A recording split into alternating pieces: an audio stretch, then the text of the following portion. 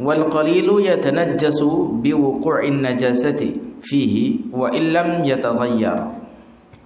Dan air yang sedikit itu dia menjadi bernajis dengan kemasukan najasah, kemasukan najis di dalamnya, meskipun dia tidak berubah. Nah, maknanya ikhwah fillah bahwasanya hukum air yang sedikit itu dia bernajis dengan hanya sekedar bertemu. Sekedar bertemu dengan siapa? Dengan najasah, yaitu dengan najis, meskipun dia tidak berubah salah satu dari 3 sifatnya. Kalau dia airnya kurang dari 2 kula, artinya airnya sedikit seperti itu. Nah, ini kalau misalkan jika dia itu bukan najis yang ma'fuwan anha, bukan najis yang dimaafkan, ya, dan juga bukan air yang warid, bukan air yang ngalir. Karena kalau misalkan dia najis yang masuknya itu adalah najis yang ma'fuwan anha, itu tidak memudaratkan si air. Air tetap dalam keadaan suci meskipun kurang dari 2 kullah. Oke? Seperti apa? Seperti kita tidak mengetahui najis tersebut masuknya, atau kita tidak mengetahui di mana najisnya, nggak kelihatan. Ini menurut Ar-Ramli berarti ma'fu yang seperti ini. Atau ya, dengan syarat dia itu bukan berupa yang mughallad seperti air liur anjing. Mughallad kan air liur anjing ya. Nah, ini menurut Ibnu Hajar. Jadi kalau misalkan bukan air liur anjing, ya, enggak kelihatan pula najisnya di mana, maka yang seperti ma'fu. Ya. Dan seperti apa? Maitah, bangkai yang lada malah hasail, yang dia tidak memiliki darah yang mengalir banyak gitu. Ketika salah satu anggota tubuhnya itu terputus darinya ketika dia hidup.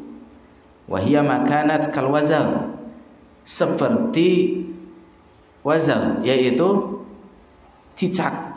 Cicak ini kalau terputus buntutnya masuk ke air yang kurang dari 2 kullah dan tidak terjadi perubahan pada air tersebut, maka bagaimana? Hukumnya airnya tetap suci. Karena si wazal ini ketika salah satu anggotanya terputus, ini lada malaha sa'il, tidak memiliki darah yang mengalir banyak. Oleh karenanya dia dihukumi sebagai apa?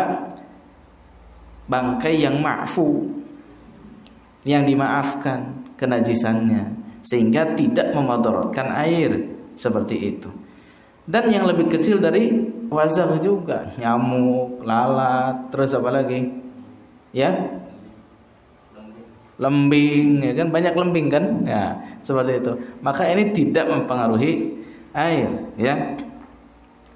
Asalkan ya ikhwah fillah sekalian, ketika dia masuk itu tadi tidak mengubah keadaan air seperti itu.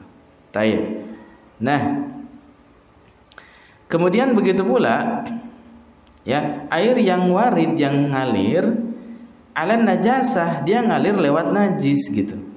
Itu tidak kemudian menjadi bernajis hanya sekedar bertemu, kecuali kalau dia berubah atau dia bertambah beratnya dengan sebab pencampuran najis tersebut, atau si tempatnya itu belum suci, yang mana ketika air lewat padanya gitu.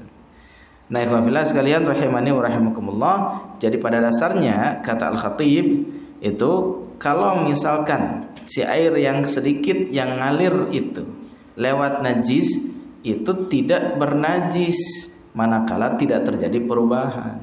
Tapi kalau misalkan terjadi perubahan, ya, dengan sebab apa? Bertambahnya berat atau berubah salah satu dari sifatnya karena kecampuran najis tersebut, maka yang seperti ini masuk kategori najis. Sehingga hukum seluruh cairan itu qallat au kathurat, baik dia sedikit maupun banyak, hukum air yang sedikit itu dihukumi air yang sedikit gitu ya, kurang dari 2 kullah untuk seluruhnya yang disebutkan, kecuali kalau dia mengalir darinya seperti yang lainnya. Nah, ikhwafillah, demikian ya, itu dia ketentuannya. Jadi kalau misalkan seperti wazab, seperti cicak gitu kan, terputus di salah satu anggota tubuhnya, masuk ke dalam air yang qalil, yang sedikit menurut mazhab Syafi'iyah, yaitu yang madunal qullatain, yang kurang dari 2 qullah, maka pada asalnya lam tadurra. Jadi tidak apa? Tidak berpengaruh. Airnya tetap suci, kecuali kalau terjadi perubahan. Paham itu? Insyaallah. Nah.